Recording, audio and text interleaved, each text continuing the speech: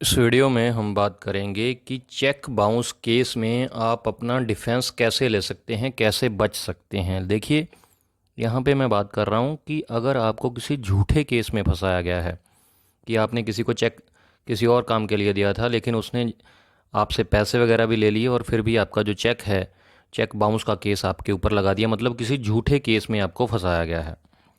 तो उससे कैसे बच सकते हैं आप? देखिए, सबसे पहले तो आपको जो जब कोर्ट में बुलाया जाएगा, आपको नोटिस होगा, तो उसके बाद जो चेक आपको ओरिजिनल चेक है वो कोर्ट के अंदर आपको दिखाया जाएगा। तो सबसे पहले तो अपने सिग्नेचर आपने चेक करने हैं। अगर आपके सिग्नेचर नहीं हैं, अगर बिल्कुल ही झूठा चेक है, किसी और ने सिग्नेचर किए हैं, जो कंप्लेनेंट है उसने झूठा चेक लगा दिया है, तो सबसे पहले आपने डिनाई करना है कि ये सिग्नेचर आपके नहीं हैं। सीधे सीधे आपने डिनाई कर देना है।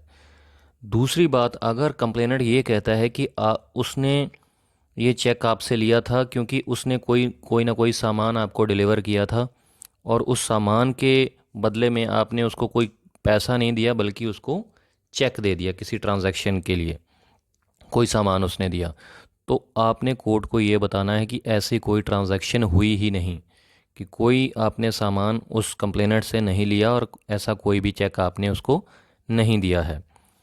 तीसरी बात ये कि अगर कोई झूठा चेक किसी ने किसी तरीके से आपका जो चेक है वो ले लिया है और उसको गलत तरीके से मिसयूज़ कर रहा है, तो आपको नियरेस्ट पुलिस स्टेशन में जाके क्रिमिनल कंप्लेंट ज़रूर दायर करनी चाहिए कि इस तरीके से मेरा जो चेक है वो इसके पास पहुंचा और अब ये इसको मिसयूज़ कर रहा है। तो क्रिमिनल कंप्लेंट आपने ज़रूर करवानी है अगर आपको झूठे केस में फंसाया जा रहा है।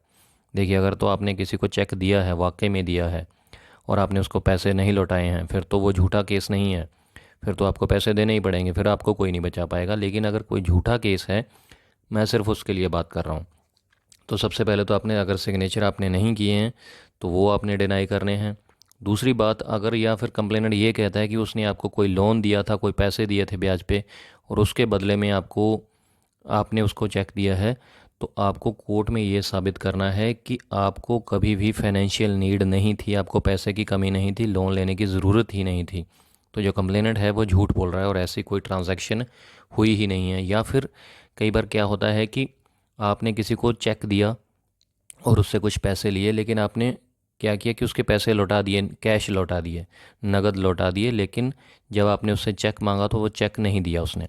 तो ऐसा अगर केस आता है तो वो भी आपको कोर्ट में बताना पड़ेगा कि आपने सारी अमाउंट जो है इसको पे कर दी है कंप्लेनेंट को, लेकिन फिर जब आपने उससे अपना चेक मांगा तो वो चेक को वापस करने से उसने इनकार कर दिया और अब उसको मिसयूज़ किया जा रहा है।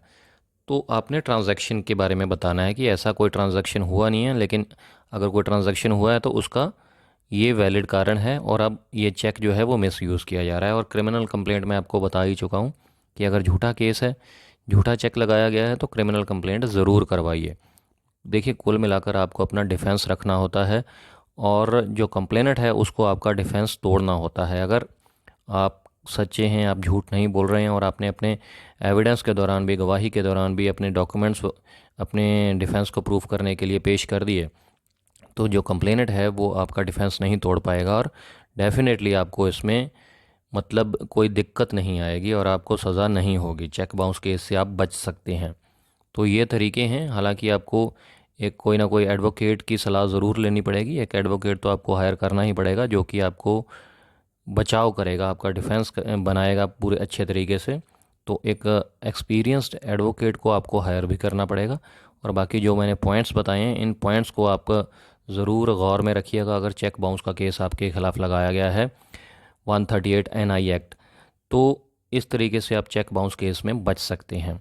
उम्मीद करता हूँ आपको कुछ मेन पॉइंट जो मैंने बताए क्लियर हो गए होंगे, सिंपल तरीके से बताए हैं। अगर अच्छी लगी वीडियो तो लाइक कीजिएगा और शेयर कर दीजिएगा और चैनल को सब्सक्राइब कर दीजिएगा। कमेंट करके ज़रूर बताइएगा ये वीडियो कैसे लगी। कुछ जानना चाहते हैं चेक बाउंस केस से रिलेटेड तो आप कमेंट करके पूछ भी सकते हैं। शुक्रिया, धन्यवाद।